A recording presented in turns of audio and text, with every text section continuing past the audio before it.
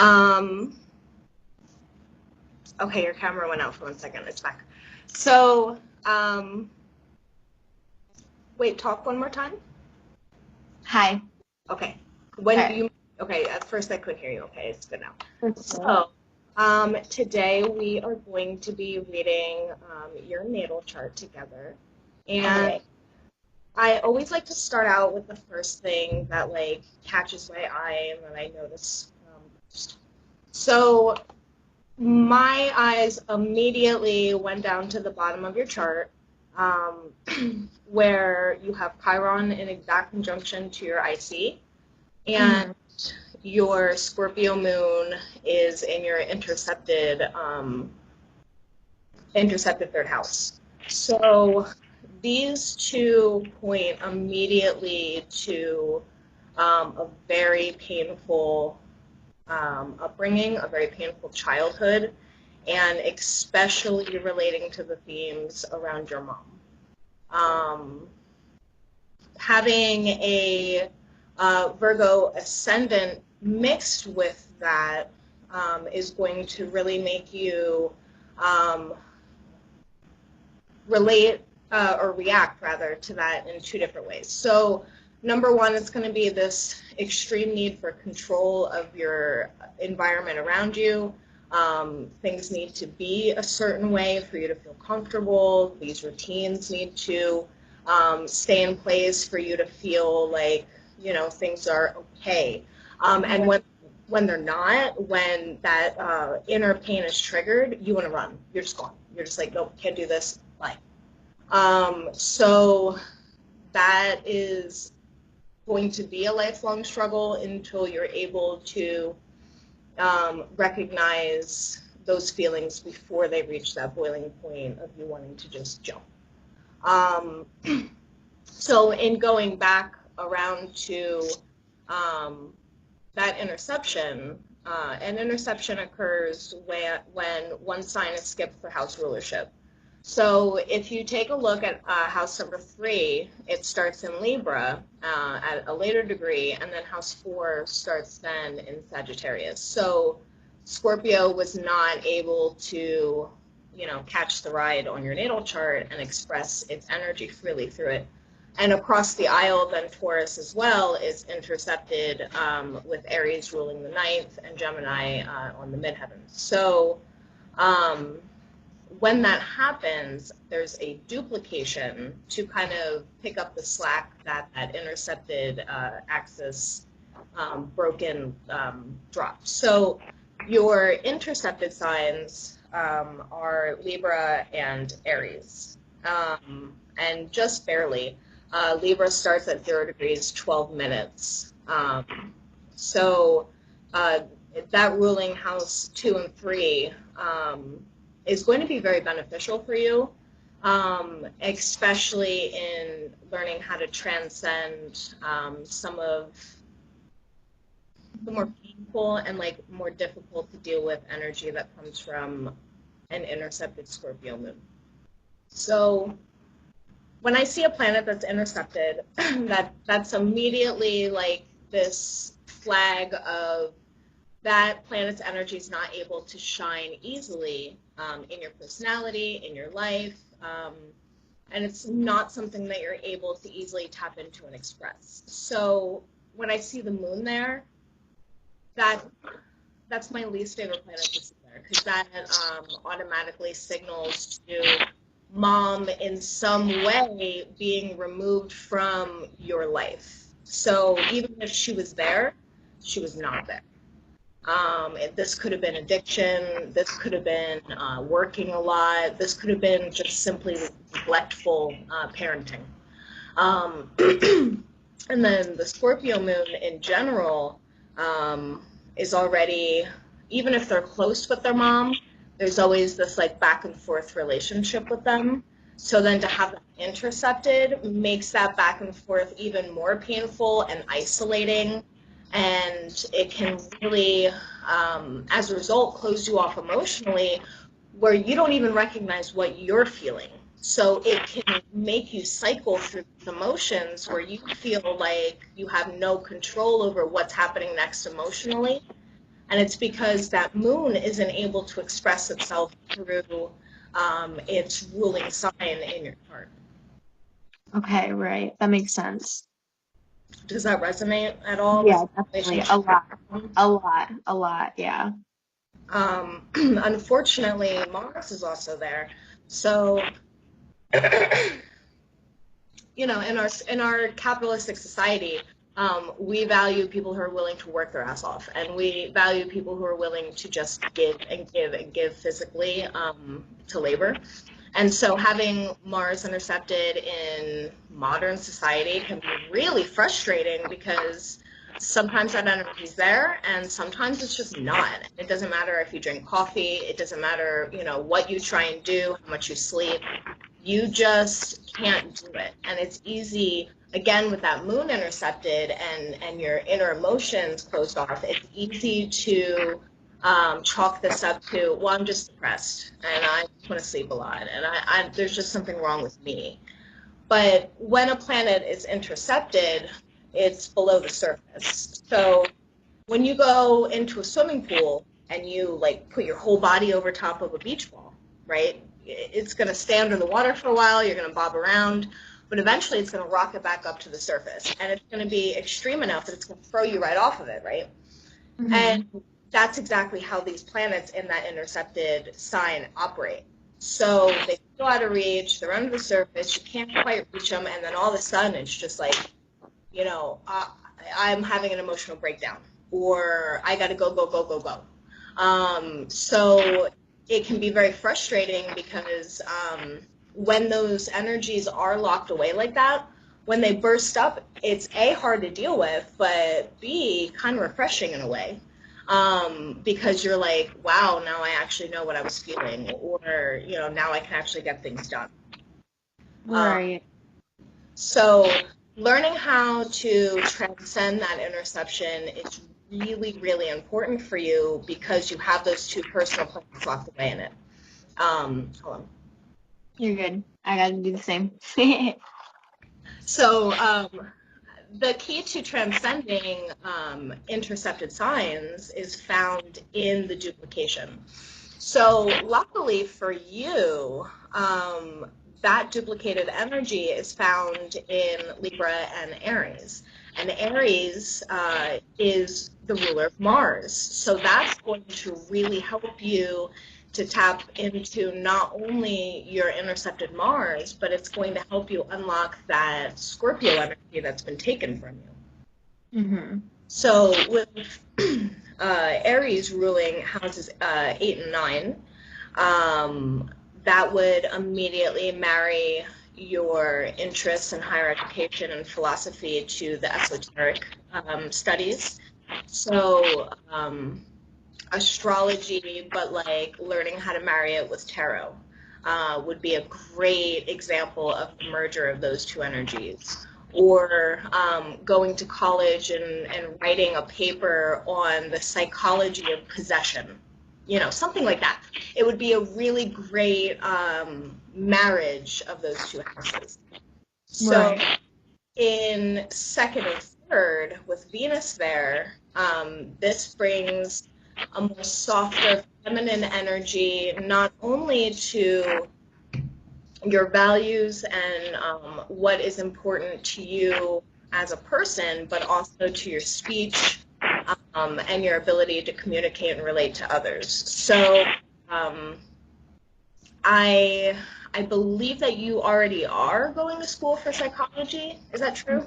Yep. You are. Okay, so you've already been intuitively drawn to that, and that's what I would have suggested to you based on this chart. Mm-hmm. And I would suggest psychology, specifically talk psychology, where you're listening and you're giving advice. Yep. And also working with people who either have experienced trauma in their household or who have experienced it like before the age of 6. Yeah. So just based on this chart with your midheaven, with your Chiron conjunct the IC, and then this marriage of the second and third house with that Venus in wanting to balance, wanting to bring peace and healing through Libra, I really feel like that'll be fantastic for you. And in doing so, it's going to help you tap into your own emotions, and it's going to lift that moon up out of that intercepted third house, because as you communicate with other people and their experiences, it's going to help you reflect on your own and pull that moon up and make you feel more comfortable to speak about your experiences. Right, definitely. That's like one of the reasons why I wanted to go into it. Like that was like the main reason why I wanted to. Was to help other people or to reflect on your own experiences? Like to help other people, like using like my own like experience with my own trauma to be able to help other people, and like in a way it's kind of healing for me too.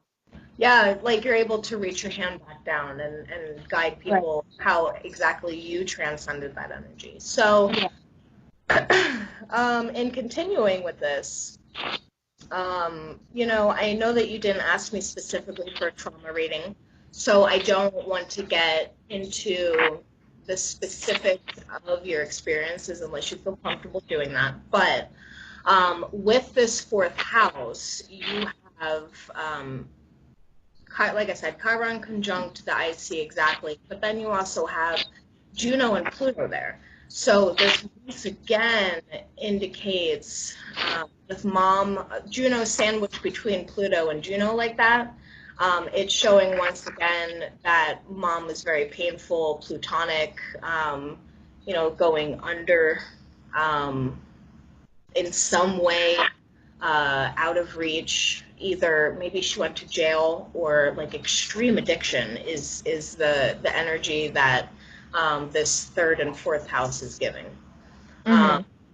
So in childhood, it's really, really painful energy for you. In adulthood, it is very important for you to feel as though you're able to give and receive nurturing energy with your partner. And it's also very important for you to feel sexually connected in a very deep way. And by that, I mean where it's safe, monogamous, trust, where there's like a lot of nurturing but also sexuality, with like there has to be this balance between them for you. And in doing that, that also helps transcend that intercepted Lilith that's conjunct the moon. So in some way, your relationship with your mom stunted your sexuality. I'm not sure what happened. Perhaps, and this is also common for that break with Scorpio and Taurus. So you were taught that sexuality was wrong. You were taught that being sexual was wrong. Perhaps when you started to develop through puberty, that's when you were really like demonized as a person somehow. There's something about your femininity, your sexuality, and your body that was wrong. And this can come from sexual abuse at an early age where you're somehow blamed for it. Or this can come from some sort of sexual experience younger in life where then you're not accepted and blamed for it, where it's like, well, why did you put yourself in that situation, or something along those lines. And with Taurus broken, then you're also taught that anything that you value is selfish. If you want a good paying job and, oh, you think you're better than us, or if you want brand name clothes, oh, you're just full of yourself and you're selfish, or whatever. Even if you found them at a thrift store, somehow it's wrong. Right. So having that breakage is really frustrating, okay? And it's the third, ninth house interception. So that's going to make school be very frustrating for you too. So even when you work your ass off, somehow it gets messed up and you're not really quite sure how or why. But again, it's that breakage with the ninth and third house with Mars there, okay? So learning how to pace yourself, learning how to balance this work ethic, learning how to work on your bad days, not just on your good days. Learning how to do all of this is really important for you to be able to get through school. Right. And when I see these themes in the chart, it usually creates the cyclical story where multiple indicators of the same message are in the chart. And for you, you also have Mercury conjunct South Node. You also have Ceres conjunct your midheaven in Gemini, and you have no Earth in your chart at all. So all of this points to the same exact message.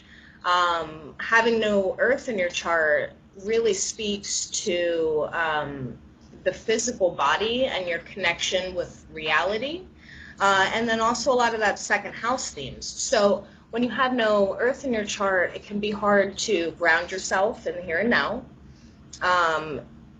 You can easily get carried away with your emotions, even without an intercepted moon. It just really enhances that when it happens. And then also, I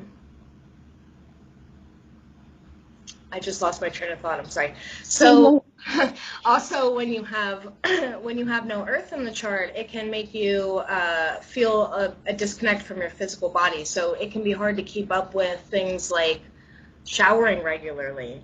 It can be hard to keep up with things like paying your bills or understanding that you need to eat. Sometimes you just forget. And it's not because, you're trying to starve or something. You just really forget. There's like this disconnect between the brain and the body. So it's important, not only with no Earth, but also with South Node conjunct Mercury, that you take time to ground yourself and you take time to meditate, because the only Earth that you have in your chart is your ascendant. So if you don't figure out another way to invite this grounding Earth energy into your life, you're going to over control your environment. You're going to really, and it's going to frustrate you because you can't control other people and you can't control the world around you. You can only control yourself. So when you are only pouring this frustration with this disconnection into your ability to control your environment, that's just going to create a lot of issues for you, for your life, for your interpersonal relationships. Anybody who lives with you is going to be frustrated because, they're not going to be able to live up to your standards because they don't know them. So it's really important for you to, you're laughing. Yeah, very accurate. It's important to take time to meditate, and when you are starting to feel this loss of control, to literally ground yourself. So look around you. The walls are white. My couch is black. My heart's beating fast. Whatever. You got to start naming things in front of you, and it grounds you back into the here and now and into the present. The other thing that I warn you against with this Earth imbalance is the tendency to rely on other people for the Earth for you. And it's fifth house is ruled by Capricorn. That's the only other Earth in your chart that comes through. So that's going to be sexual partners. That's going to be playtime. That's going to be fun. That's, so relying on your romantic partners to ground you for you, that's a lot of pressure to put on them.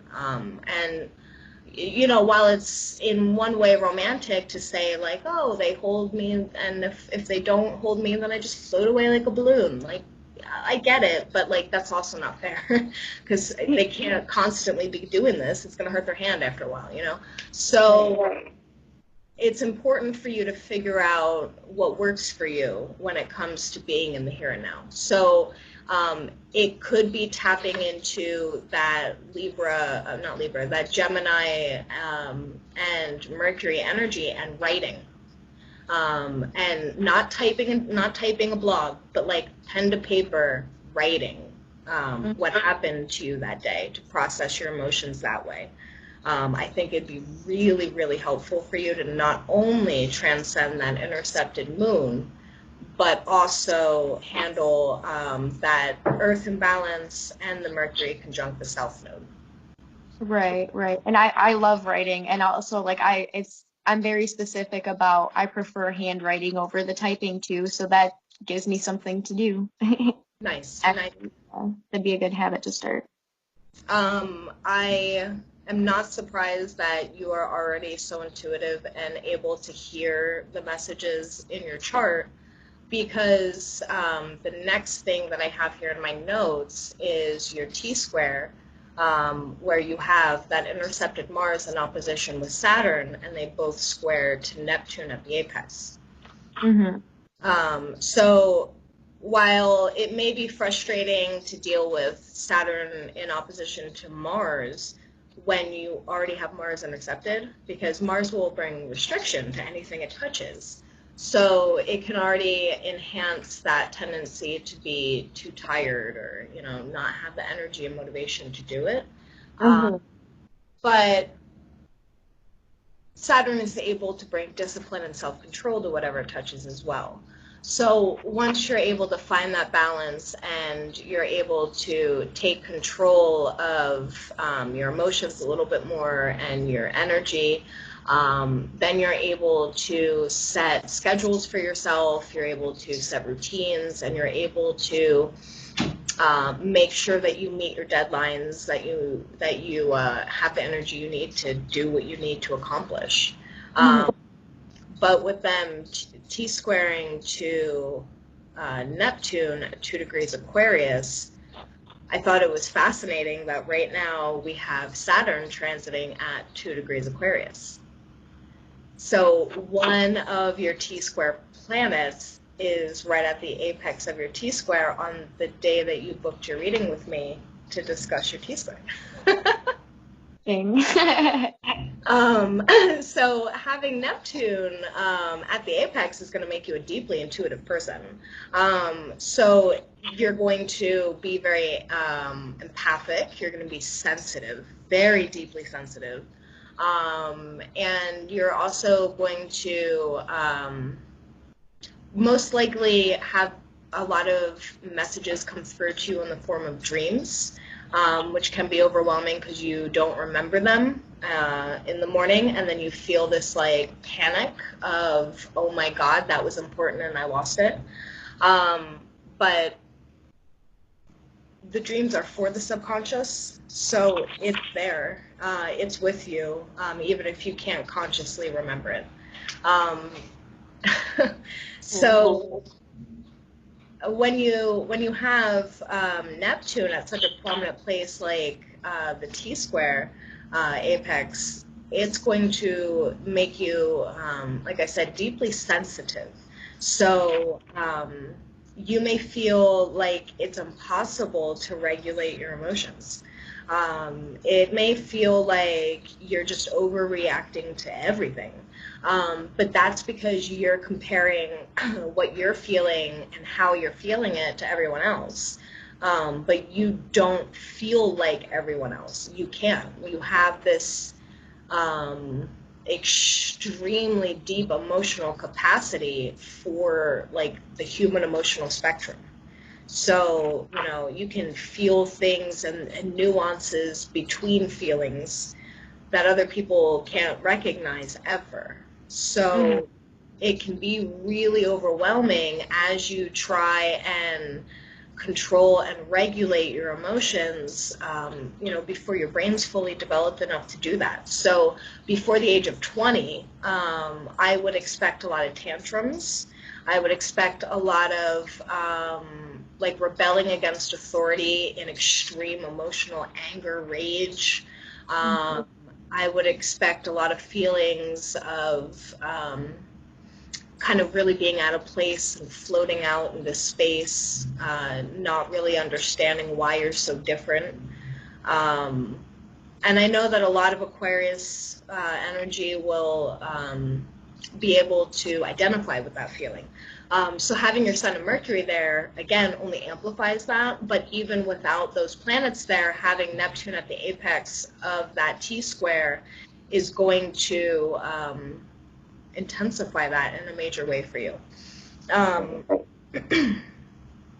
But once your T-square is mastered, once you're able to transcend that moon, to heal your relationship with your mom, if that's possible, once you're able to recognize your emotions and put words to them, now you're able to use that T-square to propel you and motivate you in ways that other people couldn't dream of.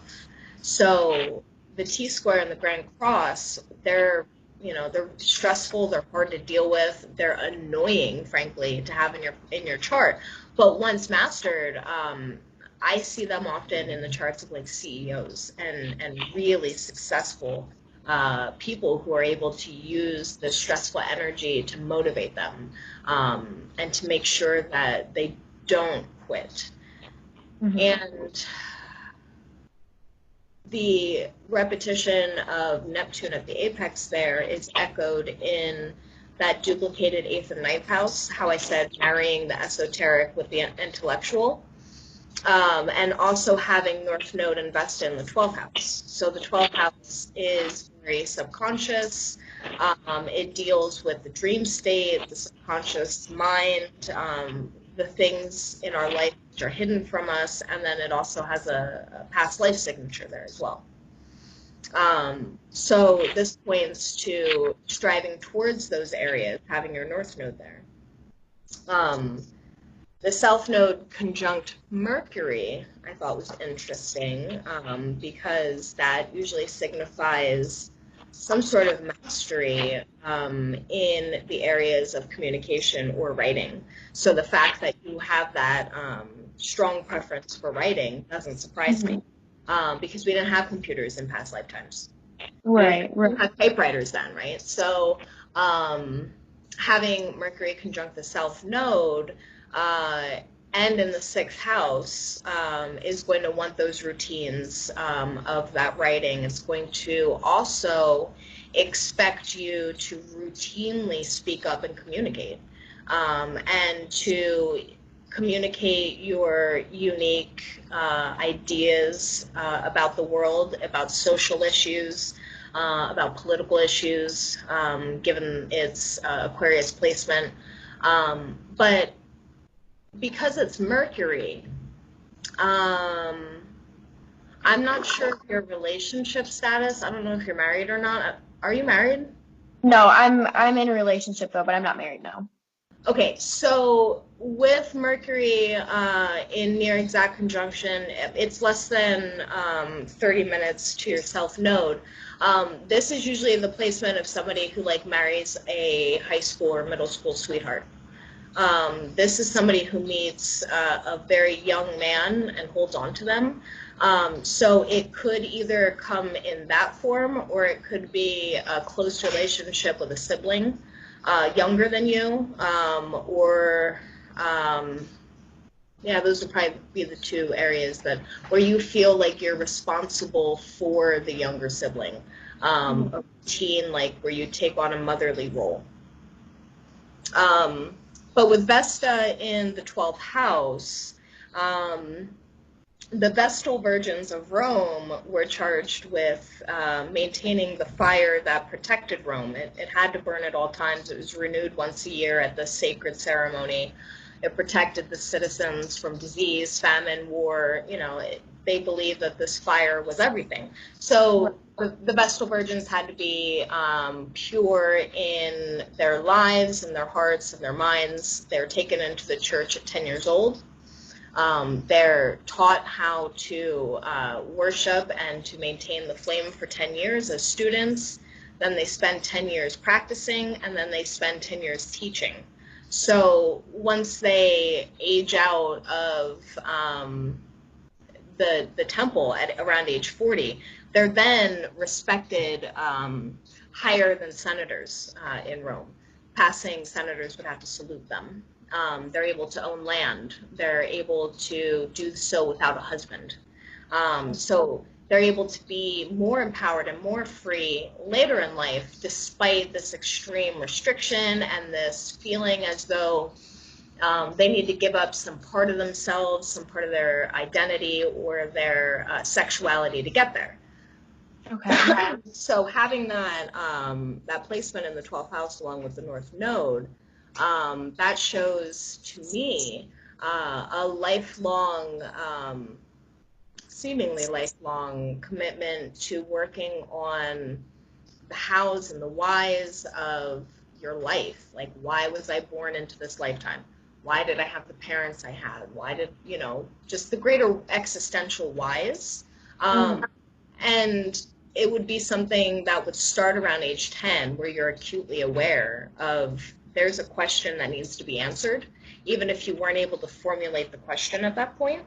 And around age 40 is when you're going to experience this freedom, this graduation from this mental struggle of, why did things happen the way that they happen?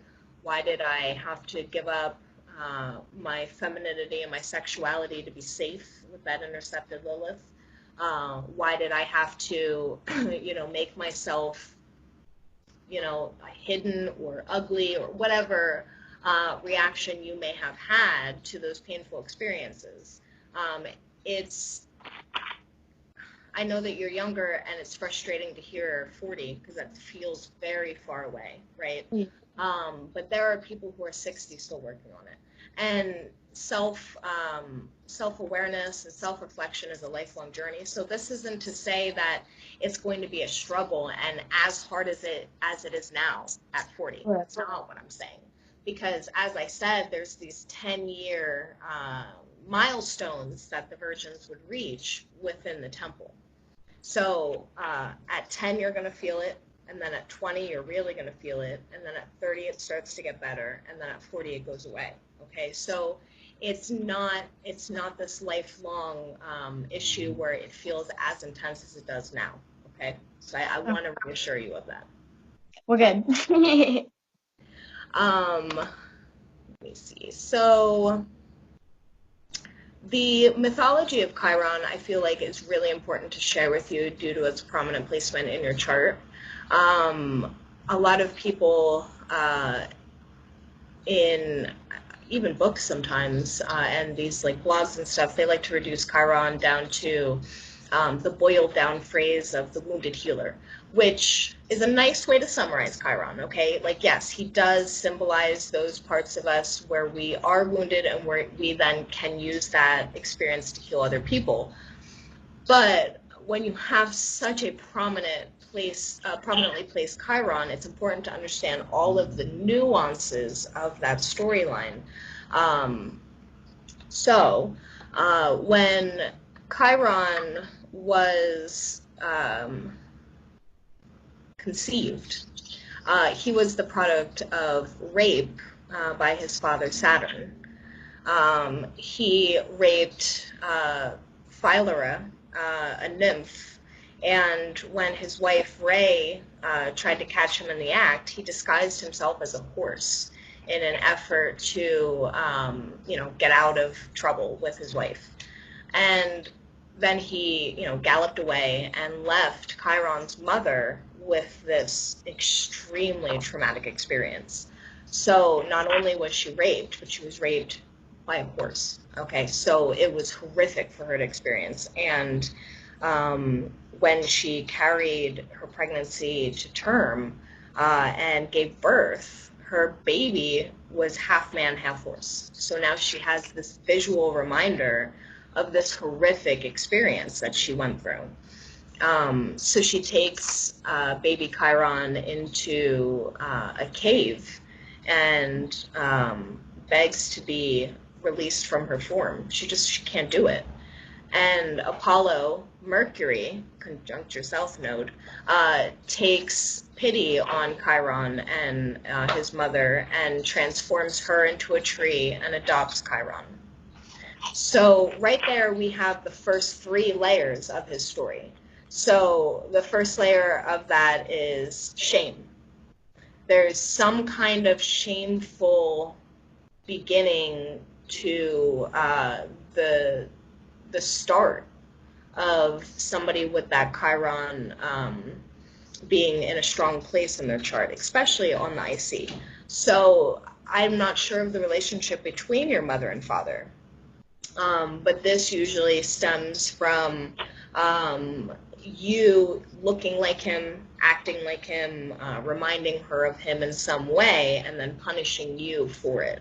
So, you know, again, I'm not sure of their relationship. I have seen things as petty as a divorce or as major as literally being the product of rape.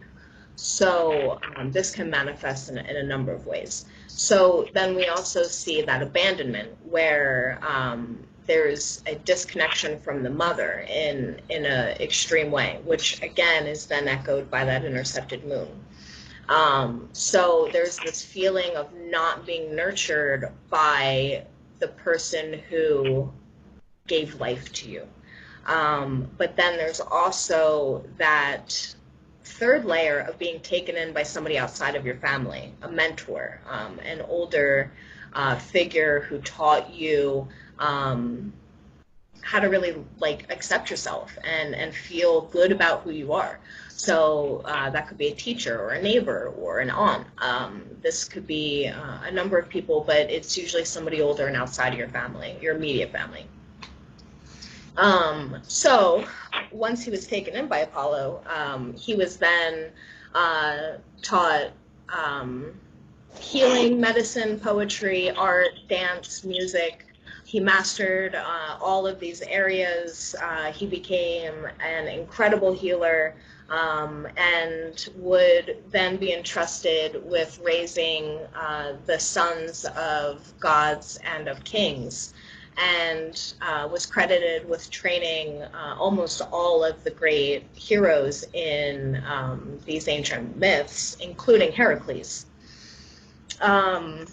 And in Heracles' story, his hydra-dipped poison arrows was this big theme because not only did he take down the Hydra, which was one of his trials, but he also now had this poison that would cause these mortal wounds to whatever it touched. It didn't even have to really pierce the skin. It just had to nick it a little bit, and you were dead.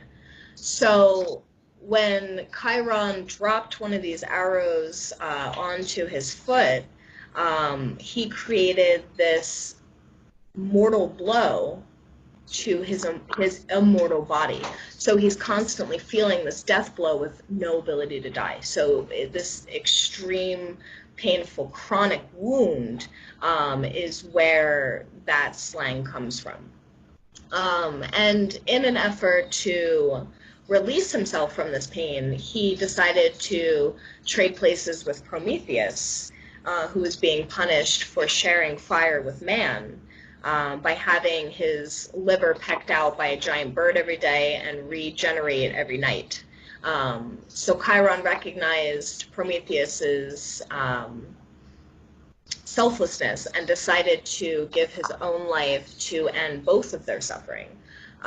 So now there's this additional layer then of sacrifice and of wisdom and selflessness. So in taking your own chironic journey from your IC, which represents not only your childhood, okay, not only your current home, if you live by yourself, it would be your own home now, but it also represents your hidden personality, that part of yourself that's reserved for only people who know you well enough to live with you.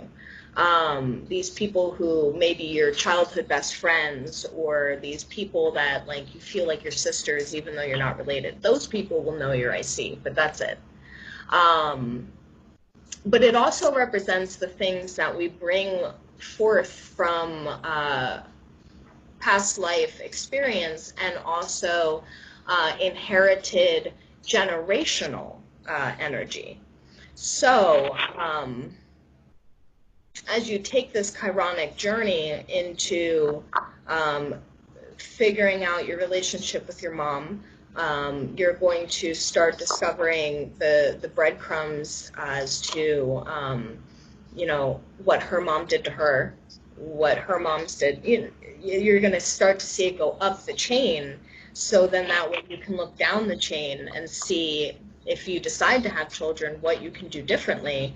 Or if you don't decide to have children, how you can help other people make different choices. That would also be a great manifestation of this layers of Chiron. That's really interesting. So I would almost expect for you to choose not to have children, just because of Chiron's selflessness, and that feeling of needing to give up something in order to give something.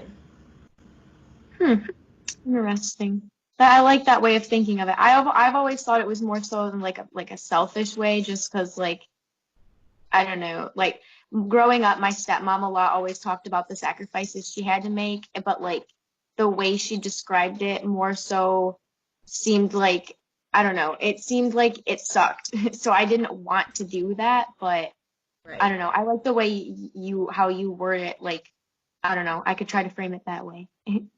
Yeah, and especially because, I really get the sense from your chart that if you do decide to pursue a career in therapy, it's going to be in bridging that gap between the mother and the child. Mm. So in reunification therapy, or in some even social work, even in removing the child, you're still reunifying in the end. So Right.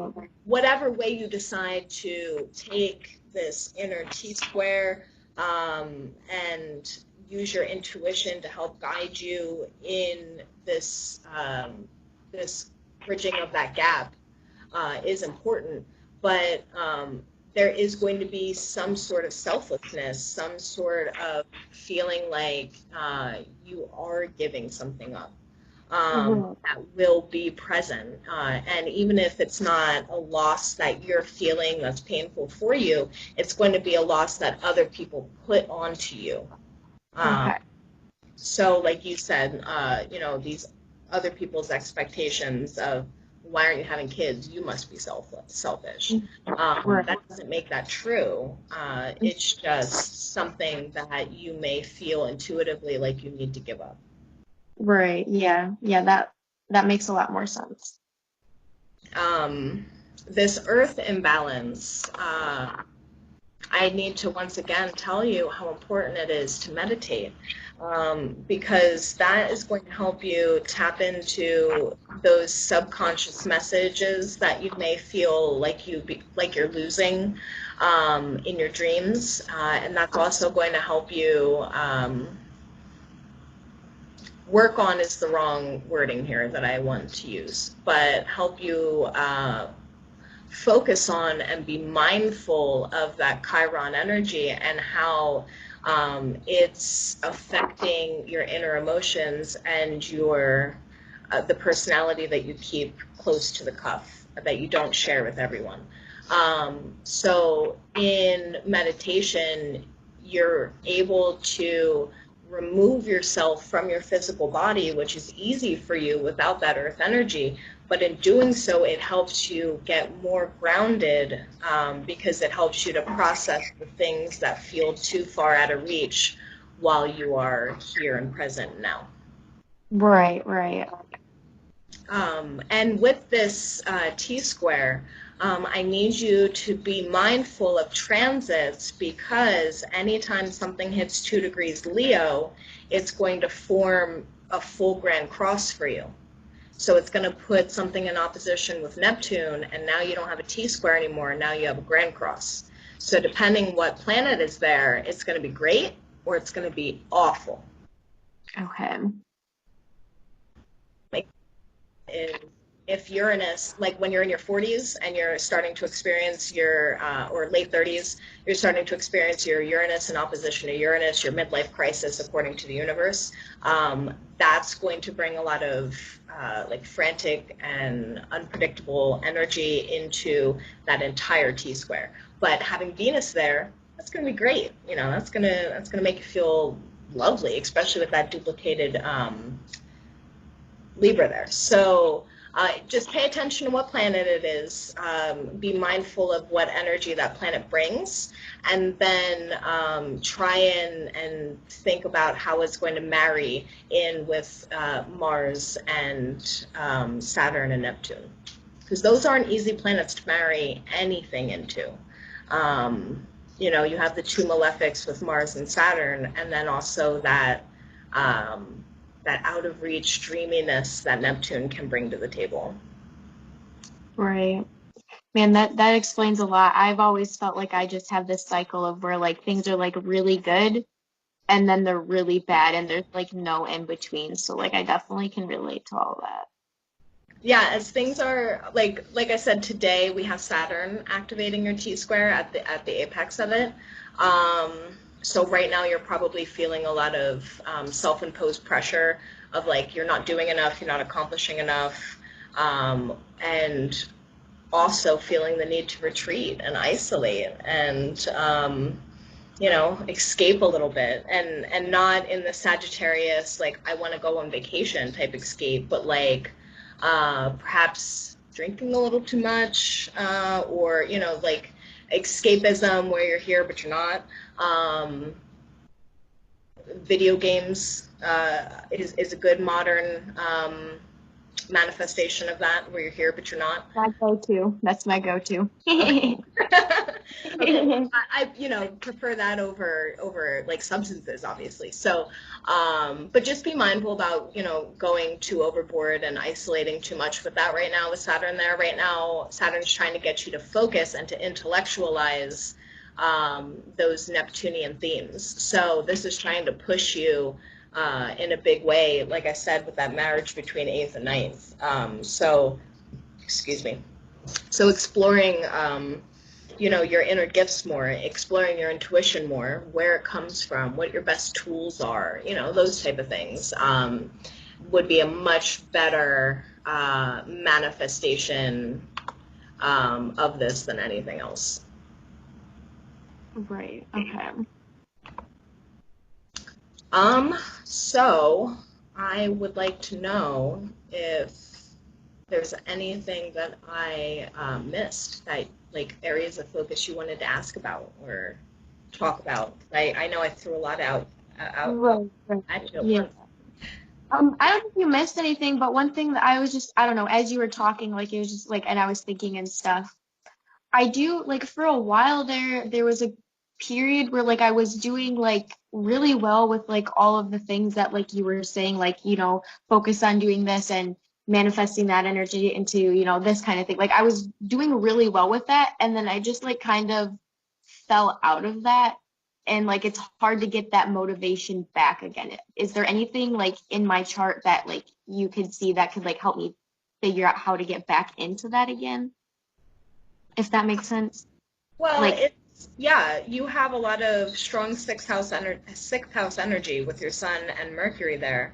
And then also with Saturn in opposition to Mars, it's important for you to maintain routine. It's important for you to keep a schedule. So, if you are having those issues with that earth imbalance where you're not in the here and now, you have a smartphone. Set a reminder to shower. Set a reminder to go grocery shopping. Set a reminder to cook dinner. Even if it's tiny little things, keeping the set schedule is going to go a long way to grounding you into the here and now. And this isn't just astrology. You forget to eat, it's hard to concentrate. It's hard to have energy. So it's important for you to really be able to find a way to focus on that and to transcend that tendency to remove yourself from where you are right now. Do you remember the time period? I know I was like 18. It was right before I moved up to college. So it was probably around, I'd say May of 2017 until like October of 2017. Okay. I am looking at your transits, and you had your Vesta return in that period of time. Okay. So Vesta was transiting through Leo that summer. All right. So that makes sense. Right? So first Vesta activated your T-square, and then she returned home to anytime there's a planet that returns, it's returning to focus on those natal themes that it tasks you with. So this is where you're going to feel really good mentally. This is where you're going to feel really healthy, and like everything makes sense. And you're like, yeah, like I am here on this system. I did sign a contract. This isn't a lifelong burden. Right. So it would make a lot of sense that you would be experiencing it in that time period for sure. And your Venus in the seventh house, it is trine to your moon and your Mars, which is intercepted. So having a healthy and stable relationship is so important for you. I cannot stress to you enough how important it is for you to be mindful of the intimate partners in your life. If there are even an orange flag coming up, like you got to go, okay? Like that you can't put on these glasses and let all these red flags go by and think you're going to fix that person, because it's going to not only deeply affect that Chiron on the IC, okay, but it's going to hobble Venus and her ability to give and receive nurturing love and feel safe, which is the strength of that duplicated second and third house, and the only helping hand that your moon and your Mars has in that interception. Okay, right. Yeah, definitely. I need to So hear that sometimes. what?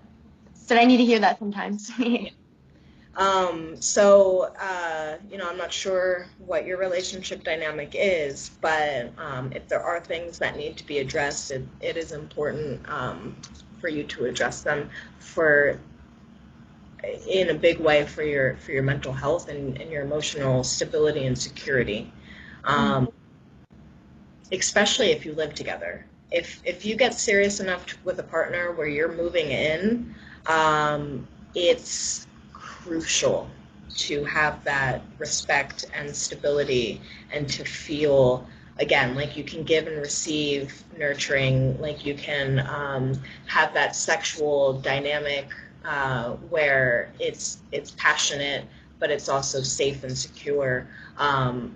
These things are very important for you in romance. Yeah, definitely. Yeah, that's true. So we are just about nearing the end of our session, so I really want to make sure that we get to everything that you want to talk about, and then also if you have any questions about the terminology I was throwing at you or any of the messages I gave, I would love to hear your questions. Yeah, no, I think we covered everything pretty well. I don't think I have any questions. Okay. Okay. Well, it was great to talk to you. I am nervous to see how the screen recording went because I've never done this before. So, Right. Well, I'm glad that we did this. I know I didn't go too much in detail with what you were saying. I was more so like listening and trying to like process everything. But it definitely is very accurate, and it's a weird how accurate like, it is.